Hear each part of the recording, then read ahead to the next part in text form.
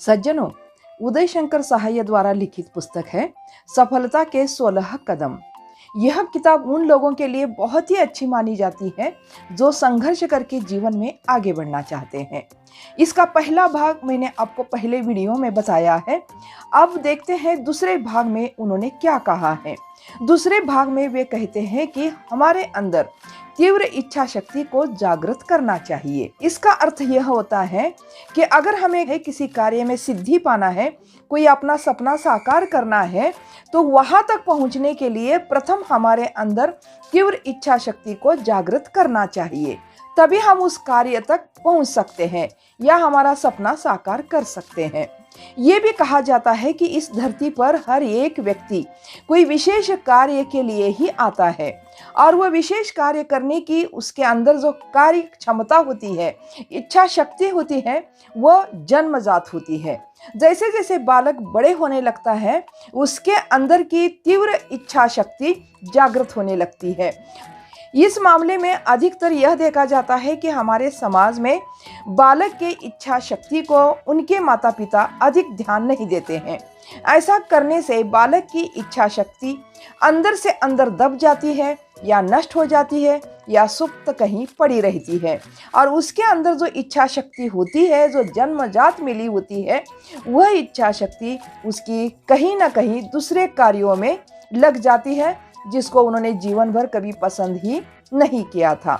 इस मामले में यह भी एक तथ्य सामने आता है कि किसी व्यक्ति का जन्म किस विशेष कार्य के लिए हुआ है, ये जानना, ये समझना हर किसी को कठिन होता है। ये कोई भी जान नहीं पाता कि इस व्यक्ति का, इस बालक का जन्म किस लिए हुआ है। ना उसके शिक्षक समझ सकते हैं, माता पिता समझ सकते हैं, ना कोई मित्र या कोई आजू बाजू के लोग। यह कार्य तो उसे स्वयं ही करना पड़ता है।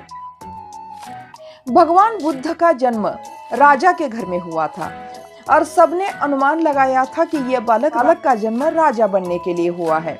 लेकिन कालांतर में उसके मन में तीव्र इच्छा शक्ति जागृत हो गई और एक राजकुमार से वह सन्यासी बन गया और सारे संसार को प्रेम का उपदेश देकर उन्होंने अपना जीवन सार्थक कर लिया और वे एक राजकुमार से एक भगवान बुद्ध बन गए। तीव्र इच्छा शक्ति का ही परिणाम था।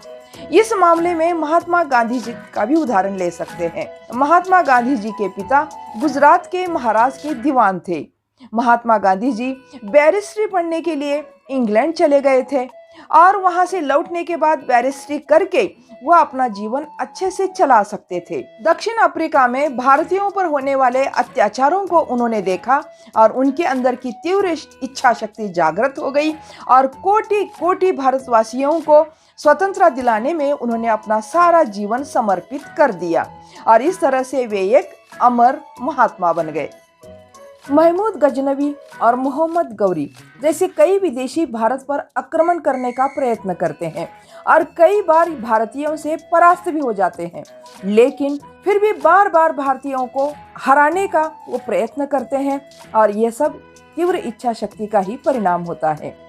एवरेस्ट शिखर जो अजय माना जाता है, लेकिन उस पर भी चढ़कर विश्व विजेता बनने वाले एडमंड हिलेरी और शेरपा तेनसिंह को आप सभी जानते हैं। उन्होंने उस पर चढ़ने का बहुत बार प्रयत्न किया था, लेकिन उनको असफलता ही हाथ लगी थी। लेकिन तीव्र इच्छा शक्ति ने एक दिन काम किया और एडमंड हिलेरी और तेनसिंह शेरपा एवरेस्ट शिखर पर चढ़ते हैं और विश्व विजेता बन जाते हैं। तीव्र इच्छा शक्ति के कारण उनको एक दिन सफलता मिल जाती है। तो इस तरह से जीवन में आपको भी प्रतिष्ठा चाहिए, पद चाहिए, उन्नति चाहिए। आप प्रगति करना चाहते हैं, जीवन में आगे बढ़ना चाहते हैं, कोई अपने सपने को साकार करना चाहते हैं, तो आपके अंदर तीव्र इच्छा शक्ति को जागृत रखिए। तीव्र इच्छा शक्ति को जागृत रहने से आप उस मार्ग पर अग्रसर होते रहेंगे तो सामने की सारी कठिनाइयां अपने आप नष्ट होती जाएगी और आपको रास्ता दिखाई देने लगेगा और उस सपने को आप साकार कर पाएंगे। वीडियो अच्छा लगता है तो लाइक, शेयर, कमेंट्स और सब्सक्राइब जरूर करिए। धन्यवाद। जय हिंद।